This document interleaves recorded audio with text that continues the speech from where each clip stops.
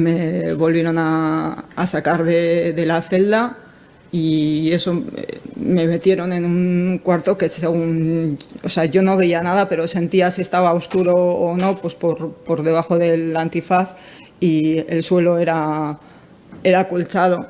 Como me habían dicho, el cuarto acolchado, pues el suelo era acolchado, y hay, pues yo no sé cuántos guardias civiles había, yo siempre escuchaba voces masculinas y no sé, o sea, varios, más de 3, más de 4, y ahí se me puso un guardia civil al lado a gritarme pues que iba a hablar, que todo el mundo hablaba, pero a gritarme, o sea, vamos, de hecho tengo pérdida de audición por una lesión y yo creo que es por ese día. Y ahí dijeron, pues desnúdate. Y yo no me desnudé por mi propia voluntad. Intenté resistirme y me empezaron a quitar la ropa, o sea, a la fuerza. Me dejaron, pues entre varios guardias civiles, me quitaron a la fuerza la ropa, me dejaron en bragas y en camiseta, y ahí pues me pusieron como unas bandas de goma espuma en los 2 brazos, o sea, me abrieron los brazos y me pusieron 2 bandas de goma espuma con precinto, y ahí me empezaron a echarme agua fría por la cabeza, y ahí dijeron, arrancarle la camiseta interior que tenía, quitarle la camiseta, y no podían quitármela porque yo me intentaba resistir, y arrancársela, y al final no sé cómo me la quitaron. Y pues ahí en esa situación pues me empezaron a tocar, me tocaron pues mis pechos, todo, o sea, todo el cuerpo me empezaron a tocar. Un guardia civil que estaba atrás se pegó totalmente a mí, o sea, vamos, sus genitales a mi parte trasera. Y ahí pues todo el rato haciendo pues comentarios de índole sexual, o sea, humillándome, insultándome. Y pues después de eso me pusieron otra banda de goma espuma que me iba debajo de los brazos, me tapaba todo el cuerpo, y también me lo precintaron, y ahí pues me seguían echando agua fría por la cabeza y me empezaron a poner bolsas de plástico que me tapaban totalmente y no podía respirar. Y pues me metía en la boca y yo intentaba romperlo para respirar. Y también me acuerdo encima que decían que tenía que cambiar de bolsas porque las bolsas de esquí son una mierda. O sea, es que me acuerdo de todos los comentarios que hacían, pero que tenía muchas bolsas, que tranquila. Y eso pues yo sentía que me moría, que me ahogaba. Y no sé cuántas veces me pusieron la bolsa. Yo intentaba escaparme, pero no podía, o sea, estaba totalmente sujeta y con la bolsa. Y no sé en qué momento pues o me tiraron o me caí o no sé muy bien. Y pues estando ya, o sea, sin bolsa y boca arriba, me empezaron a echar un montón de agua a la cara, y pues eso me entraba por la nariz y me ahogaba. Y todo el rato ahí pues me preguntaba, ¿vas a hablar? ¿Vas a hablar? ¿Vas a hablar? Y ya en ese momento que estaba en el suelo, pues les dije, sí, o sea, voy a hablar. Y desde ese momento, o sea, fue aprenderme de memoria o sea, todo lo que me preguntaban, y si no contestaba como ellos querían, me amenazaban todo el rato con que iba a volver a pasar lo mismo que había pasado.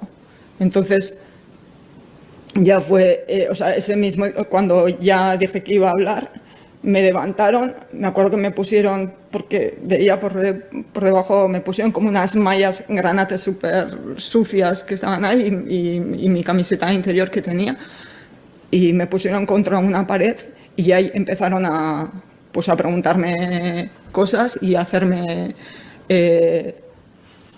aprenderme lo que ellos querían que yo declarase en la declaración policial. Y me acuerdo que ahí también oía gritos o sea, de otro hombre no sé, en el cuarto, en la celda al lado, no sé muy bien, o sea, gritos pues durante bastante tiempo. Muchas gracias, presidenta. Señorías, leo. Me detienen en mi casa a las 4 de la mañana del 6 de septiembre del 2001. Me meten en un calabozo con pasamontañas. Silencio. Y me ponen contra la pared. Le digo al guardia civil que no puedo respirar y me dice que no tengo derecho a respirar. Me llevan a Madrid y me dan 3 consejos: obedecer, tener los ojos cerrados y no mirarles a la cara. Empieza el interrogatorio. Me preguntan y pegan con palos forrados de cinta aislante, que si conozco a fulano, que si conozco a mengano. Cada no es un palazo en la cabeza. Me ponen 3 pasamontañas para amortiguar los golpes. Paran y me hacen la bolsa. Me colocan una bolsa en la cabeza y la cierran aguantándola hasta que creo que me voy a morir. 8 veces. Es como morir 8 veces. Paran y me hacen el ascensor. Me hacen ponerme de pie y de cuclillas durante horas. Me hacen firmar un papel de juzgado, pero estoy tan sudado que acaba empapado. Una mujer entra y se identifica como médico forense. Me pregunta que qué tal y le digo que muy mal. Se va. Tras esto, los golpes son más duros, pero las preguntas las mismas. De pie, en cuclillas, de pie. Con los palazos me caigo al suelo, pero siempre me cogen antes de que me caiga del todo. Me dicen que soy el único hijo puta que no ha hablado y que como siga así acabaré como el Lhasa ese. Me piden que les diga cualquier cosa, pero yo no sé nada. Me hacen la bolsa otra vez. Me piden que les diga dónde está mi madre, que la van a detener, que le están haciendo el ascensor en un pantano de Vitoria. Al rato me dicen que se ha muerto. Me dejan 1 hora solo. Se me hincha la cabeza y no veo nada. Viene uno de ellos y me la palpa. Me lleva al médico. La médica me tranquiliza y me dice que el juez está al tanto, que tengo que volver a la comisaría y que ya no me harán nada. En la comisaría los guardias civiles me ven la cabeza, me ven la cara, se ríen, me llaman cerdo y me llaman monstruo. El 11 de septiembre declaro frente al juez con una chaqueta en la cabeza. Cuando le hablo de las torturas, me interrumpe y me dice que eso en este país no se hace y que si tengo alguna denuncia vaya a una comisaría.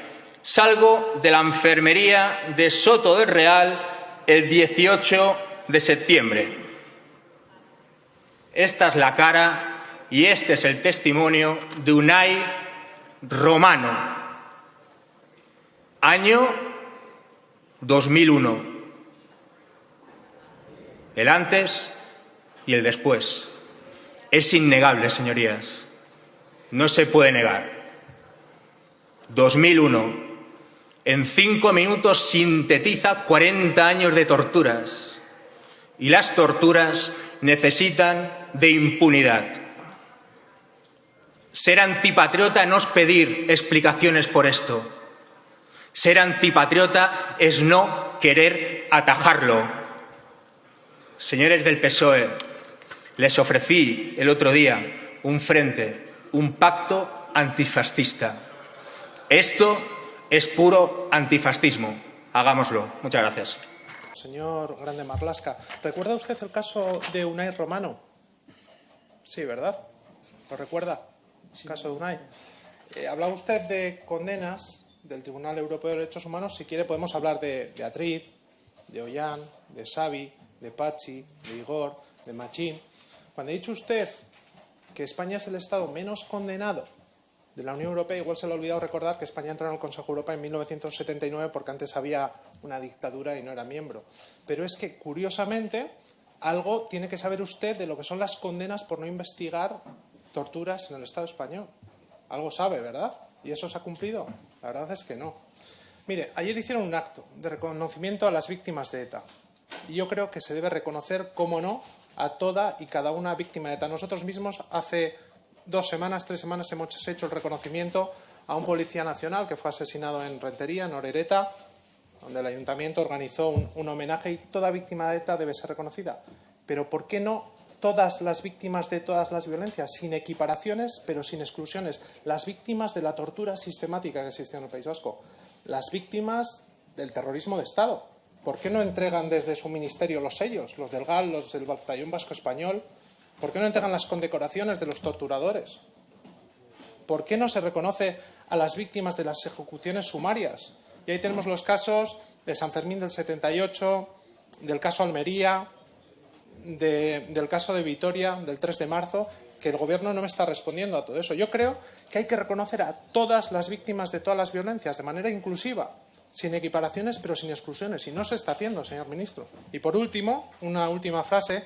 En el aniversario de aquella paliza brutal del 1 de octubre contra la población de Cataluña, que yo creo que a este Estado se le debería caer la cara de vergüenza de haber actuado así, me acabo de colocar el lazo amarillo también para recordar a esos políticos presos o presos políticos, como decía el portavoz del Partido Popular, porque es una vergüenza estar en un Estado que se comporta como la Turquía occidental, deteniendo a todo un gobierno y a miembros de asociaciones como puedan ser el señor Cuixart o el señor Sánchez. Muchas gracias, señor.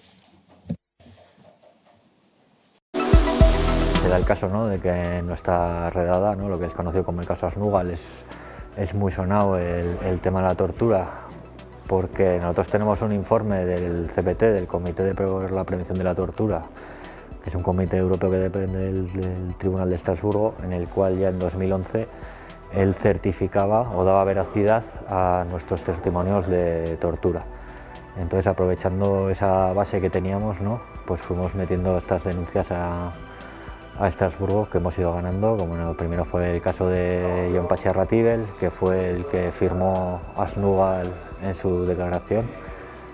Después vino la de Saderbi Ortegui y ahora ha llegado la mía. Es la 11ª condena que sufre el Estado español en este sentido. Es la 6ª que recibe Fernando Grande Marlaska. Las últimas 6 ha sido cuando él era juez de la audiencia, juez instructor de la Audiencia Nacional. Ahora mismo él es ministro del Interior, ¿no? Y es un poco lo que comentábamos en la rueda de prensa. ¿Cómo puede ser, ¿no?, que en un Estado democrático, en cualquier otro Estado, esta persona estaría investigada y aquí se le promociona al Consejo de Ministros, ¿no?, y llega a ser ministro del Interior?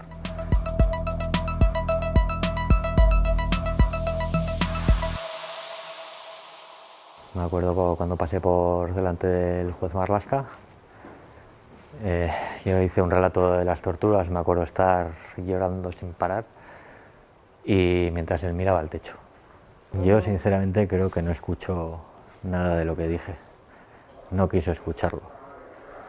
El abogado que me tocó a mí de oficio también señaló que él creía que no se me había tratado correctamente durante el periodo de detención, pero bueno, para él, a mí me dio la sensación que era como un trámite más, uno más que pasa por aquí, y hizo caso omiso a todo lo que dije. Y lo que queremos preguntarle llana y humildemente es si él sabía lo que estaba pasando, si él era consciente de los datos que estábamos recibiendo. Nosotros entendemos que hay 2 posibles respuestas. Una es que él supiera, con lo cual él sería como mínimo un encubridor de los casos de tortura, y la segunda es que no lo supiera. Y si no lo supiera, pues como entendemos que sería un incompetente, ya que en el periodo de comunicación estamos bajo su protección. Él tiene que velar por nuestra protección física y psicológica, y es evidente que no lo hizo. Hoy hemos venido a Madrid básicamente a entregarle personalmente a Marlaska las 3 sentencias condenatorias contra el Estado español por no investigar las torturas, a entregarle el informe del CPT de 2011 que da veracidad a nuestros relatos y a hacerle esa pregunta que he comentado antes, si él era conocedor de lo que nos estaba pasando mientras estábamos detenidos.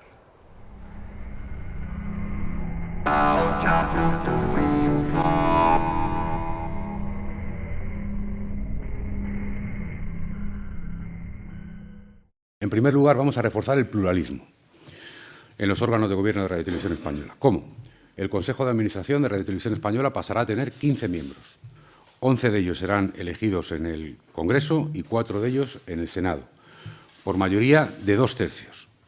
La composición del Consejo respetará el principio de presencia equilibrada, no podía ser de otra forma, entre hombres y mujeres, tal y como establece la ley que aprobó este Gobierno para la igualdad efectiva de mujeres y hombres y la ley de paridad. Para evitar situaciones anómalas como las que estamos viviendo en la actualidad, esta forma de elección de los 2 tercios incluirá una fórmula de desbloqueo para la elección del Consejo, en el caso de que no se apruebe en primera votación por 2 tercios, por mayoría absoluta, cuando no se alcance, como digo, esa mayoría de 2 tercios. Con esta fórmula y con el Parlamento actual, seguro que luego puedo desarrollar más la idea cuando haya preguntas, les garantizo que el próximo Consejo de Administración de Radio Televisión Española será el más plural de la historia. Cuando uno está dispuesto a atacar a familias, a personas de la familia absolutamente honestas y decentes. Cuando uno está dispuesto a arrasar cualquier línea de decencia política e institucional, yo me pregunto, ¿dónde está el límite? ¿Dónde queda el límite? Porque estamos viendo y escuchando estos días declaraciones absolutamente peligrosas como las que se leían estos días en los medios de comunicación de un exagente de la UCO, por cierto, pagado y contratado por la señora Ayuso, amenazar incluso con poner bombas Lapa bajo el coche del presidente del Gobierno. Y esta es una realidad, compañeros y compañeras. Una campaña de ruido, de dureza, de absoluta confrontación y que yo también os tengo que decir algo. Cuando uno arrasa, como decía, cualquier línea de dignidad política, cualquier línea de respeto institucional y político, yo ya no digo que esto sea una campaña orquestada por malos políticos. Esta es una campaña orquestada por malas personas. Me equivoqué al depositar mi confianza en personas que no la merecían. Me equivoqué. Nosotros no somos como los otros, ni somos como los corruptos que han marchado nuestras siglas. Así que nadie intente igualarnos en la indecencia con ellos. Mi compromiso contra la corrupción es total, es absoluto. Venga de donde venga.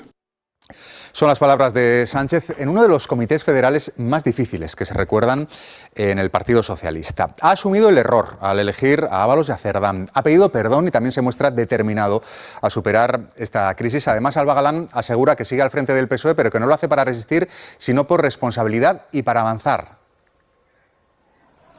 Sí, todo esto ante más de 300 cargos socialistas. Sánchez ha reconocido que está tocado, tanto en lo personal como en lo político, y ha vuelto a pedir perdón por haber confiado en Cerdán y en Ábalos, pero también por no haber sabido ver lo que estaba ocurriendo. Pero tiene determinación, asegura, para seguir al frente tanto del Gobierno como del partido, y ha anunciado unas 13 medidas de control interno para mejorar el control contra la corrupción y la transparencia.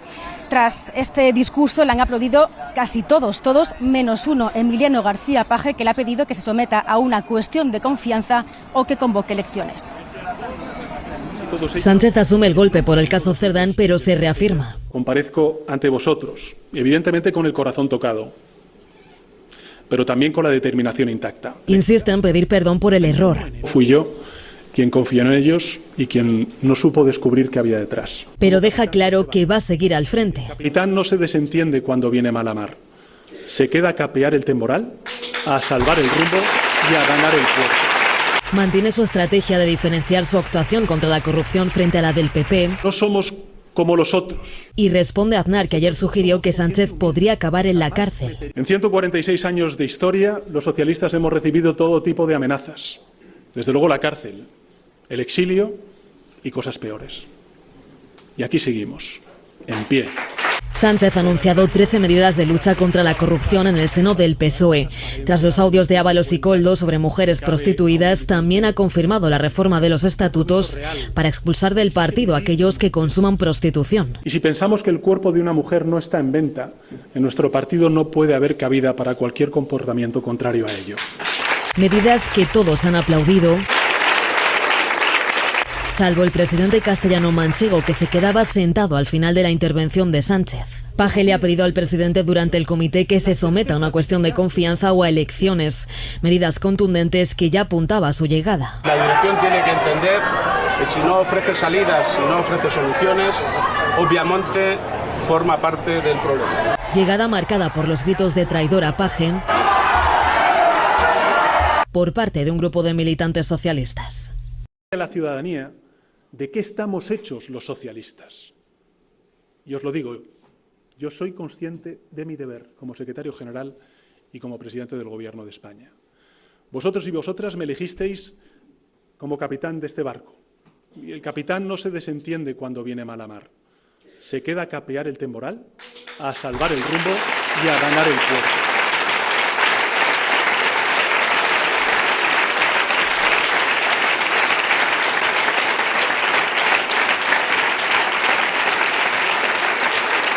Y lo hacemos y lo hago por una palabra, solo una palabra, que está indeleble a nuestro compromiso socialista, que es responsabilidad. El Estado somos todos, y esto es muy importante reiterarlo una y otra vez, cada vez que tengamos ocasión de hacer y de hablar a los ciudadanos. El Estado somos todos.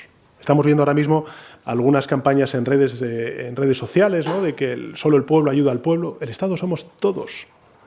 Lo es la gente que, trabajando en una empresa privada, paga sus impuestos. Son los empresarios también que pagan sus impuestos para que precisamente ante situaciones como esta el Estado responda de manera eficaz y de manera equitativa. Y produce un 60% menos de gases de efecto invernadero al planeta. Estos, señorías, son resultados concretos, son resultados prácticos, no son consignas políticas. ¿Qué es lo que vamos a escuchar esta mañana? Y este dato, quisiera decirles a sus señorías y también a los ciudadanos, a mí me parece que es de los más importantes. Porque no deja de ser llamativo que en un país que ha sufrido una dana en Valencia con una situación absolutamente dramática, una península como la nuestra, la península ibérica, que hace 2 semanas el panel de científicos de Naciones Unidas situó como uno de los lugares, no de Europa, sino del mundo, potencialmente más afectados como consecuencia de la emergencia climática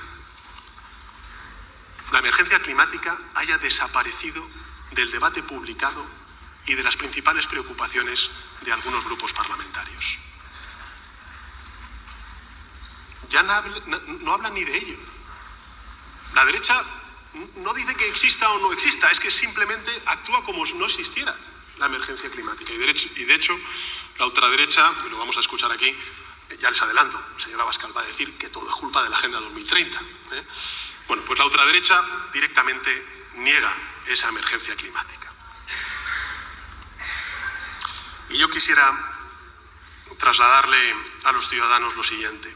A mí me parece que es un gran acto de cortoplacismo indignarse por esos 400 millones de euros perdidos ese 28 de abril como consecuencia del corte de suministro eléctrico y no pensar en los más de 150.000 millones de euros que se perderán en las próximas décadas si no nos adaptamos y mitigamos la emergencia del cambio climático.